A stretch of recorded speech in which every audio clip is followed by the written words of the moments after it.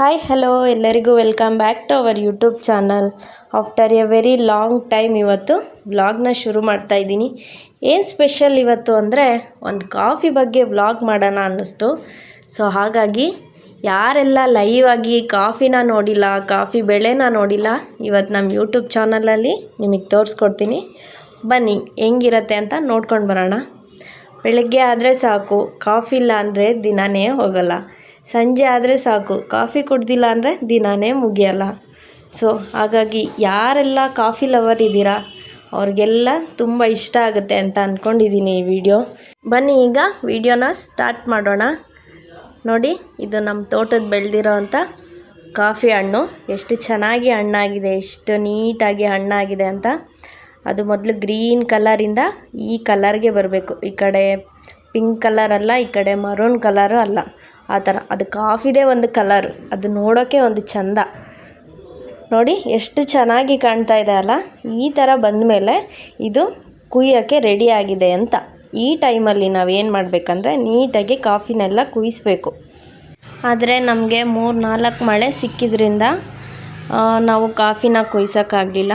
So ಹಾಗಾಗಿ ಯಾಕೆ ಒಂದು ವಿಡಿಯೋ ಮಾಡಬಾರ್ದು ನಾವು ನಮ್ಮ ವ್ಯೂವರ್ಸ್ಗೋಸ್ಕರ ಅಂತ ಇವತ್ತು ನಮ್ಮ ತೋಟಕ್ಕೆ ಬಂದು ನಾನು ನನ್ನ ಹಸ್ಬೆಂಡು ವಿಡಿಯೋ ಮಾಡ್ತಾಯಿದ್ದೀವಿ.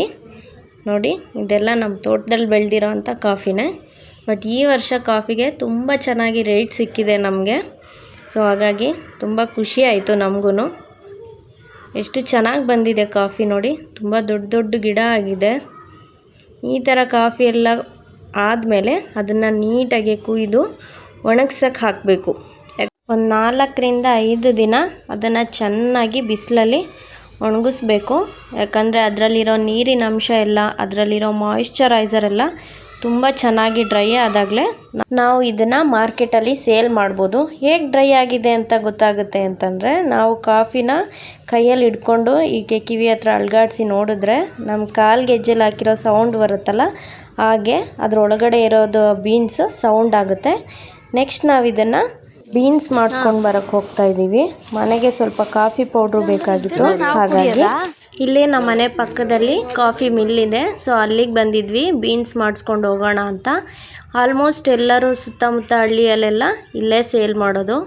ಇಲ್ಲಿಂದನೇ ಎಲ್ಲ ಕಡೆ ಟ್ರಾನ್ಸ್ಪೋರ್ಟ್ ಆಗುತ್ತೆ. ತುಂಬ ಇದೆ ಕಾಫಿ. ಈ ಥರನೇ ಕಾಫಿ ಟೈಮ್, ಬೆಳೆ ಟೈಮ್ ಬಂದಾಗ ಎಲ್ಲ ಈ ಥರ ಸ್ಟೋರೇಜ್ ಮಾಡಿಕೊಂಡು ಇಲ್ಲಿಂದನೇ ಟ್ರಾನ್ಸ್ಪೋರ್ಟ್ ಮಾಡ್ತಾರೆ. ನೋಡಿದ್ರಲ್ಲ, ಈಗ ನಾವು ಮನೆಗೆ ಹೊರಡ್ತಾ ಇದ್ದೀವಿ.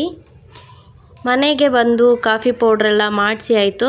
ಸೊ ಈಗ ಒಂದು ಒಳ್ಳೆ ಬಿಸಿ ಬಿಸಿ ಕಾಫಿ ಕುಡಿಯೋಣ ಅಂತ ಕಾಫಿ ರೆಡಿ ಮಾಡ್ತಾಯಿದ್ದೀವಿ. ಸೊ ಏನಿಲ್ಲ, ನಮ್ಮ ಸೈಡ್ ಎಲ್ಲರೂ ಬೆಲ್ಲ ಹಾಕಿನೇ ಕಾಫಿ ಮಾಡೋದು. ಶುಗರು ಅಷ್ಟು ಯಾರು ಜಾಸ್ತಿ ಯೂಸ್ ಮಾಡಲ್ಲ. ಯಾಕಂದರೆ ಶುಗರಲ್ಲಿ ತುಂಬ ಕೆಮಿಕಲ್ ಎಲ್ಲ ಇರುತ್ತೆ. ಸೊ ಬೆಲ್ಲ ಯಾವತ್ತೂ ಹೆಲ್ತಿಗೆ ಒಳ್ಳೆಯದಲ್ವ. ಹಾಗಾಗಿ ನೆಕ್ಸ್ಟ್ ನೀವು ಕಾಫಿ ಮಾಡಿದ್ರೆ ಈ ಥರ ಟ್ರೈ ಮಾಡಿ. ಟೇಸ್ಟ್ ತುಂಬ ಚೆನ್ನಾಗಿ ಅನಿಸುತ್ತೆ, ಹೆಲ್ತ್ಗೂ ತುಂಬ ಒಳ್ಳೆಯದು.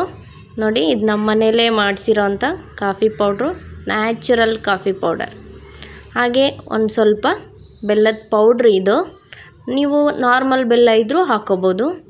ಹಾಲನ್ನ ಚೆನ್ನಾಗಿ ಕಾಯಕ್ಕಿಟ್ಟು ಅದು ಉಕ್ಕು ಬರೋ ಟೈಮಲ್ಲಿ 1-2 ಸ್ಪೂನ್, ಅಂದರೆ ನಿಮಗೆ ಯಾವ ಥರ ಟೇಸ್ಟ್ ಬೇಕು, ಸ್ಟ್ರಾಂಗಾಗಿ ಬೇಕಂದರೆ ಸ್ವಲ್ಪ ಜಾಸ್ತಿ ಪೌಡ್ರ್ ಹಾಕ್ಕೊಳ್ಳಿ, ಇಲ್ಲಾಂದರೆ ಸ್ವಲ್ಪ ಕಮ್ಮಿ ಪೌಡ್ರನ್ನೇ ನೀವು ಸೇರಿಸ್ಕೋಬೋದು.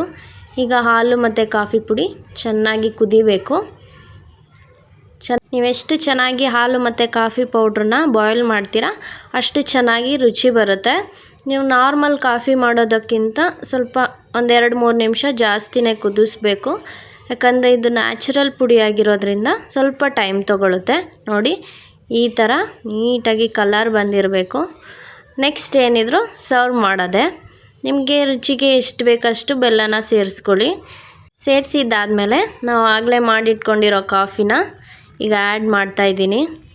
ಕಾಫಿ ಟೇಸ್ಟ್ ಅಂತೂ ಸಖತ್ತಾಗಿತ್ತು. ನೀವು ಒಂದು ಸಲ ಮನೆಯಲ್ಲಿ ಟ್ರೈ ಮಾಡಿ ಹೇಗೆ ಬಂದಿದೆ ಅಂತ ತಿಳಿಸಿ. ಈ ಥರನೂ ಒಂದು ಸಲ ಕಾಫಿನ ಟ್ರೈ ಮಾಡಿ. ಇವತ್ತಿಗೆ ವ್ಲಾಗ್ನ ಎಂಡ್ ಮಾಡ್ತಾಯಿದ್ದೀನಿ. ಮತ್ತೆ ಸಿಗೋಣ ಮುಂದಿನ ವಿಡಿಯೋದಲ್ಲಿ. Thanks for watching. ಬಾಯ್.